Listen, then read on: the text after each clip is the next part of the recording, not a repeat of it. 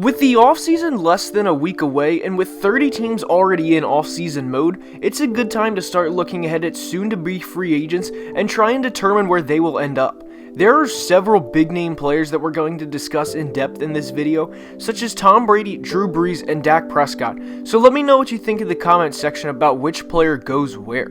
Before we get started though, make sure to like the video and subscribe to the channel, as all support is very much appreciated. Now with that being said, let's begin. The first player we're going to discuss is the GOAT himself, Tom Brady. Tom in 2019 regressed and started to show some signs of age, and the statistics back that up, as he threw for his least amount of touchdown passes since 2003, which was just his second full season starting games.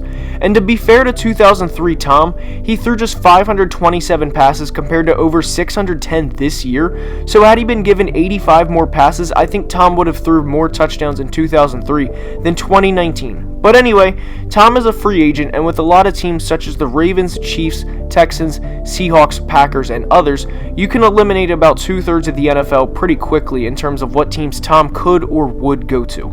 Realistically, I won't believe Tom isn't a Patriot until I physically see him in another team's uniform. The media a month or so ago wanted to try and make it like he was going to a New York team for his wife's marketing ability, but he won't go there to back up either Sam Darnold or Daniel Jones.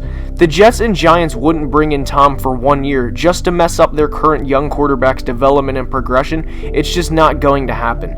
The only teams I could see Tom going to is to re-sign with the Pats or sign with the Chargers or Raiders. Phillip Rivers is also a free agent, and I don't think he will re-sign with the Chargers, as he is from the East Coast, and he has made it clear he won't back up or want to mentor a young quarterback. I see Tom ultimately re-signing with the Patriots at the end of the day, but would not be surprised if he ends up in Los Angeles or Las Vegas. If he is to sign with the Chargers or Raiders, I won't actually believe it until we see him in one of their uniforms. The next player we are going to discuss is Drew Brees. Drew Brees has recently came out and said he will wait about a month or so before making a formal decision on whether or not he wants to play in 2020. Personally, I think Drew will, as I think he really wants to get a second ring and go out on top, and that's what he's been pushing for the past few years. Drew will be a first ballot Hall of Famer no matter what, and deservedly so. He is a free agent going into the new league year, and like the past few years, I think this is rather obvious. I don't think Drew goes anywhere else, and that he has two decisions to make. The first, whether to retire or not, and the second is if he wants to play for the Saints. Drew Brees has become so synonymous with the Saints, it's like he's played his entire NFL career there. He is such an icon to the city of New Orleans and state of Louisiana, and I don't think there's any circumstance that will get him to sign elsewhere. The next player we'll discuss is Dak Prescott. In 4 years, Dak Prescott has compiled a 40-24 record, has thrown for at least 22 touchdowns in every year, and has thrown for more than 11 interceptions just once. Whether or not he is a franchise quarterback or not, I'm not getting into that debate because that's a very broad definition, but he will be a free agent at the time of this video release.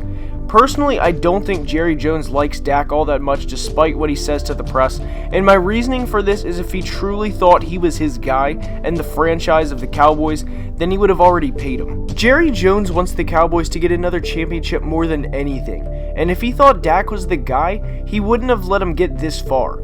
However, I still think the Cowboys signed Dak Prescott to a very large 4-year deal, and that Dak becomes one of, if not the highest paid quarterback, until Patrick Mahomes resets the market.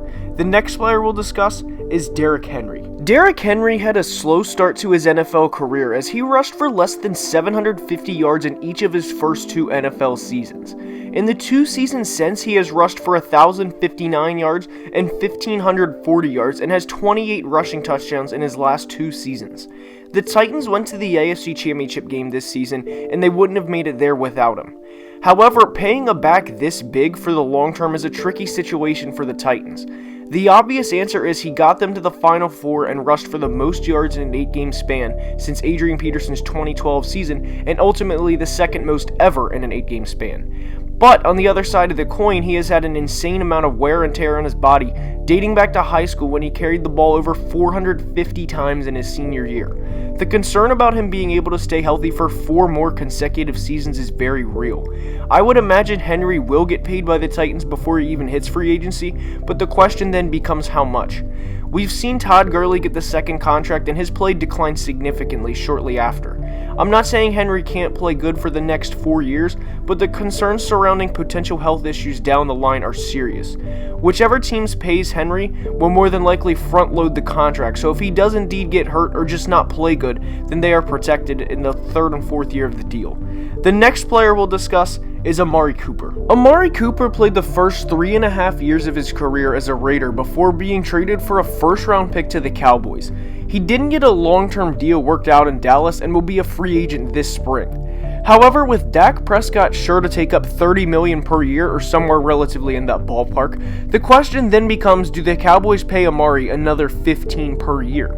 I would imagine the Cowboys end up paying Amari as well as Dak, and my reasoning for this is Amari will be just 26 years old at the start of the 2020 season and is very young for already have played 5 seasons in the NFL. He's nowhere close to the dreaded 30-year-old mark, and not only do I think the Cowboys pay him due to his youth, but they gave up a first-round pick for him. Yes, the Cowboys struck out big time when selecting Taco Charlton in the first round a few years ago, but do they really want to spend a first-round pick on a receiver to play just 25 games and catch 14 touchdowns for their franchise? The answer is no, and due to this, I imagine the Cowboys go ahead and bite the bullet and pay both Amari and Dak and keep them together in Dallas long-term. However, playing devil's advocate here, if the Cowboys choose not to pay Amari, I could definitely see a team like the Cardinals, Giants, or Jets pay him so he can grow along with their young franchise quarterback, because as previously mentioned, he is just 25 at the time.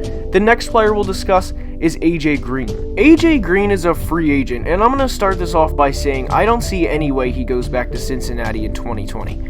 Yes, the Bengals will have Joe Burrow, but the reality is he will be a rookie quarterback, and as good as he looked for LSU in his senior year during the championship run, there will be an adjustment period when he gets to the NFL. The Bengals haven't had more than 7 wins in a season since 2015, and their last playoff game was when Vontaze Burfict changed Antonio Brown's life forever.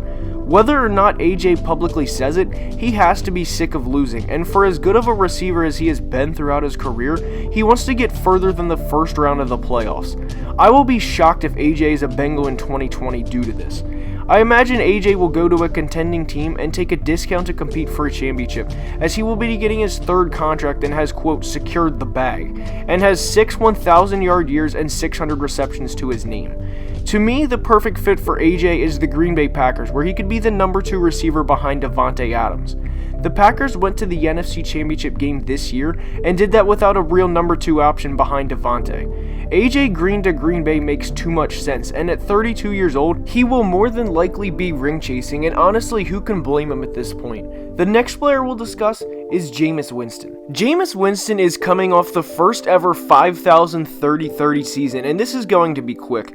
I would at worst case franchise tag Jameis for a year and try and get a guy in the draft, and whether the Bucs think their guy is Justin Herbert or Jordan Love or anybody else, let them sit for a year and see if Jameis can get the turnovers down. I don't think he will get the turnovers down, and that's just his style of play at this point, but he gets people to watch the Bucs, who previously never would, because Jameis is so laughably bad at times. The reality is Jameis needs 1 more year with Bruce Arians before making a true franchise-altering decision. Jameis did throw for over 5,000 yards and 30 touchdowns, which that is 2 very good positives, but he did throw 30 interceptions. He led the Bucs to 7 wins despite throwing those 30 interceptions, and if he cuts that in half, and 15 is still relatively high, but the Bucs become a borderline playoff team. The final player we'll discuss is Hunter Henry. Hunter Henry will be a free agent this offseason, and who knows what the Chargers will do, whether they try and retain him or let him test the waters of free agency. A great landing spot for Henry if he doesn't remain in Los Angeles would be to fill the void Gronk left when he retired in New England. I really like Henry's potential there if he does indeed go to New England, but another potential spot I could see him going is Carolina, and the reason for that is Greg Olsen is 34 years old and will be 35 when the 2020 season starts. Cam Newton played the best football of his career back in 2015 during his MVP campaign, when he had a healthy Greg Olsen go for over 1,100 yards and 7 touchdowns on their way to the Super Bowl. I want Henry to succeed as he's a great young tight end, and he will turn 26 next December, so he has a lot of time left in his career. That's all I have for today's video, as we did some offensive free agents. There will be a video coming up in the next week or so on defensive free agents. Anyway, thank you for watching. I appreciate the support, and if you're still watching, make sure to like the video and subscribe to the channel, and I'll see you next time. Have a great day.